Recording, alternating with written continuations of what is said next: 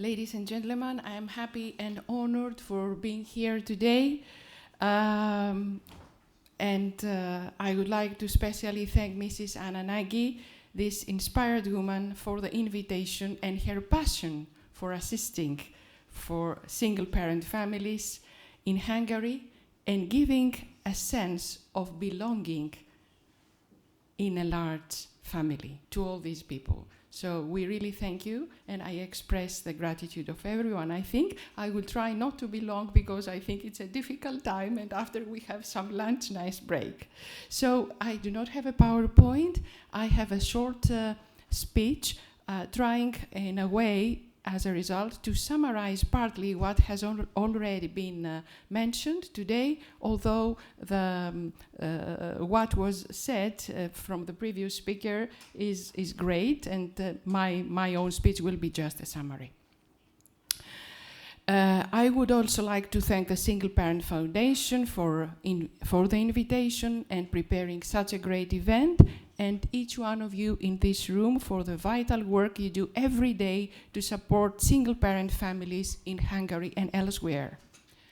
As a newly elected president of COFACE Families Europe, I am honored to speak with you about building effective policies for single-parent families, a topic we all care deeply about and one that impacts the lives of millions across Europe. Single-parent families are part of the rich diversity of family structures that make up our societies. However, single parenthood is not a homogeneous experience. It includes mothers, fathers, even grandparents who find themselves raising their grandchildren alone. These families may have one child or many, may come from migrant backgrounds, or may include a parent or child with disabilities. For some, single parenthood is a choice, but for many, it results from life events beyond their control, events that place them on a journey filled with unique challenges. While children in single-parent families have the same fundamental needs as children in other types of families, their vulnerability is often heightened. Poverty and social exclusion loom larger in their lives, not because of who they are, but because of systemic gaps that fail to support their specific realities. The reality is that single-parent families face vastly different situations depending on where they live in Europe. I'm not going to show you any other statistics, although I had some, but they were already presented. For example, the share of single-parent households among all households with children varies significantly across countries. In Sweden, single-parent families make up 34% of all households with children, while in Denmark and Estonia, they account for nearly 30%. In contrast, countries like Croatia and Romania see much lower rates, just 5% and 7% respectively.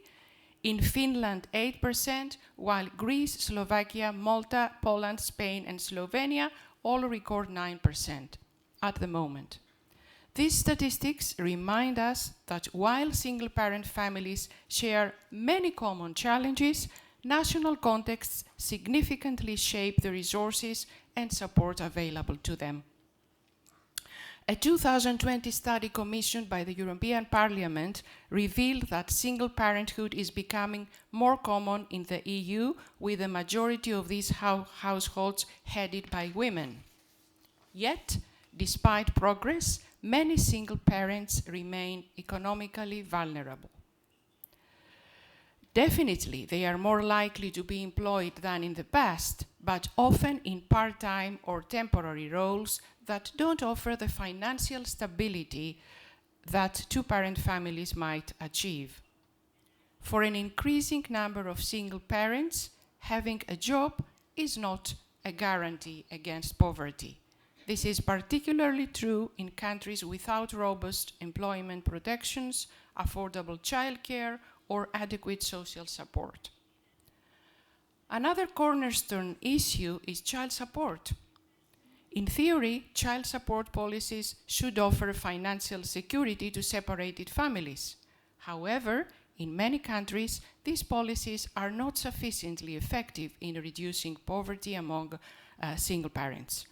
Complex systems, often intertwined with means-tested benefits, can leave parents navigating bureaucratic obstacles rather than receiving the timely support they need. This tells us that simpler, more direct support can have a meaningful impact on the financial stability of single-parent families. This was also heard several times today, and I remember the representative from the Ministry of Justice, who said that speeding up procedures for single-parent families, for example, is great for facilitating their life. Separating parents can retain joint legal custody in most cases, given that they had it prior to separation, which also suggests that the large variation across Europe concerning how common it is for children of separated parents to live with both parents relates to other factors.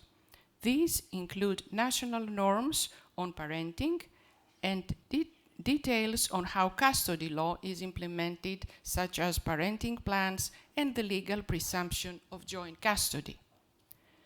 And the issue extends beyond direct financial assistance. Compared to two-parent households, single parents face greater risks of low work intensity, poverty, and material deprivation. In many European countries, child benefits have not kept pace with average wages, limiting their potential to reduce poverty. Similarly, periods of unemployment are far more challenging for single parents who often lack a second income to stay on. Levels of minimum income protection for single parents have fallen and are far below at risk of poverty levels in all European countries but Cyprus.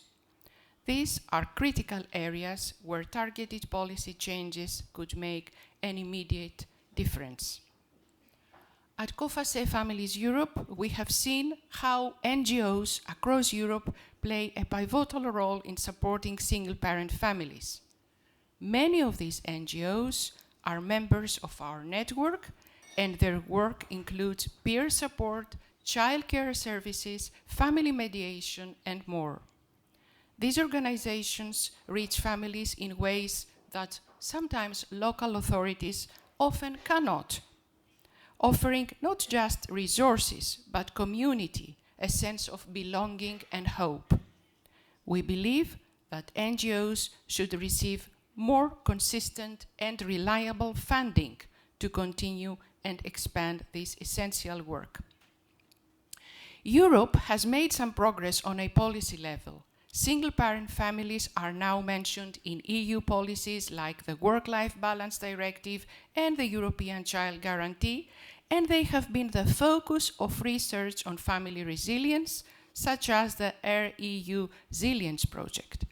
However, in a study covering countries like Belgium, Croatia, Poland, Spain, Sweden, and the UK, single parents are often report feeling overlooked by policies that do not consider the unique difficulties of raising children alone.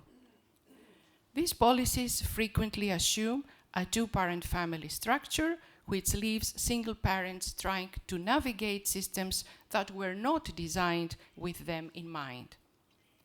Parental leave policies, for instance, are an area where single parents find themselves excluded.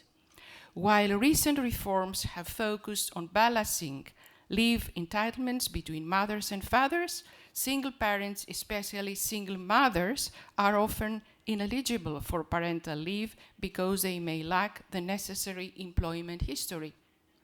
This is just one example of how policies, well-intentioned, can leave single parents, can unintentionally leave single parents without critical support. So, as we look to the future, we may ask, what would it take to make policies that genuinely support single-parent families? Today, I was very glad and I was very enthusiastic to see all these great efforts, all these synergies that, because of the initiative of Anna Nagy and the organization, today we're gathered to see. And we were very much inspired by all those good practices. We need to advocate for targeted social policies that are specifically designed to meet the needs of single parents. This includes prioritizing accessible and adequate child benefits, robust employment protections, and guaranteed child support payments. At COFACE Families Europe, we are committed to championing policies that recognize and support family diversity. We envision a Europe where all families, regardless of their structures, can thrive. So let us work together to build a Europe that truly values and supports its families. By doing so, we not only empower these families, but we also invest in a more inclusive and resilient society for all of us. Thank you very much.